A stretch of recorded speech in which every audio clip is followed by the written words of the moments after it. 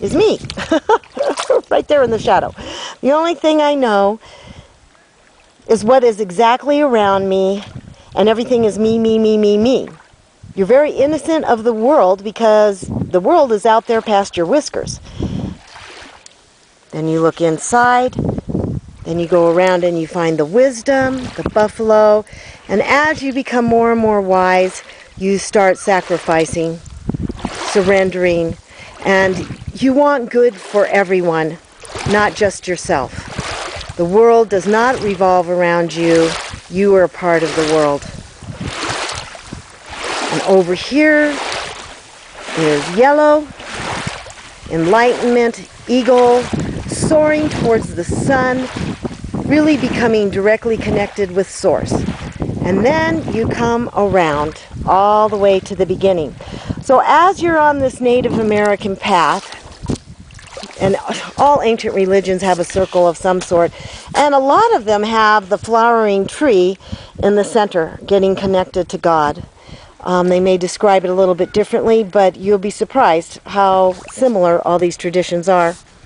Okay, so now we're back at the beginning. And when we get back to where we started from, we have acquired all this wisdom, and we go around the circle again, knowing, and here is the most important word, I have it intellectually, I haven't totally become it yet, but being, not so much, well, yeah, being the information, but being the source. So you go around again, and you go up to the flowering tree, and you ascend. So, I'm going to go back to the beginning. We pick our families, we pick our economic, our education. We go to the library in the sky and pick out all of our lesson games, and we come down here and we play them. So we all come down in different places of the medicine wheel. So this is something that I used to teach all of my children's students, and I think it's so important, so I'm going to teach it here. Look at the center. And I would always have a child stand with the most ridiculous face on one foot, arms up in the air in all different directions, and have all the rest of the children stand around him. And as they did this, I would ask each child to tell me exactly what they saw. Not what they knew about this child, because they knew he had nose, eyes, ears, but what did they actually see? And when you described this child, as you went around the circle, as you described him, or sunk in the sand doing it, you would see him in so many different ways. When you're over here, you would see his face, his eyes, his ears, his nose, his freckles, his tongue sticking out. Standing on one foot, he had a shoe with shoelaces, jeans, a t-shirt with a logo of a giant bear eating a little sister.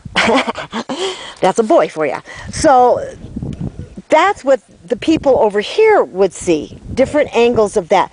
But the people in the back over there would never see this t-shirt, never see the bear eating the kid, didn't see the freckles, didn't see the eyes. So when they say, you never judge a man till you walk in his moccasins, what they're really telling you is that you have to walk this whole circle. You're never going to be standing inside somebody's moccasins when they're actually standing in them. And you have to see this particular event from every single perspective. And then in the ancient days, the Native Americans would go into a giant teepee. They can easily sit 80 people. Excuse me. And they would go in and discuss a particular subject, problem, issue, and they would stay in there until every single person was happy with the result. And what they wanted was, let's say there were 80 people, they wanted 80 different perspectives, points of view. They didn't just want it's my way or the highway. I'm right and you're not. They wanted to see as much as they can possibly see. They wanted to see a 360-degree view. And they knew that if they only saw from one perspective, that they would be missing at least 350 different things that could be going on. That's if you're in a linear world.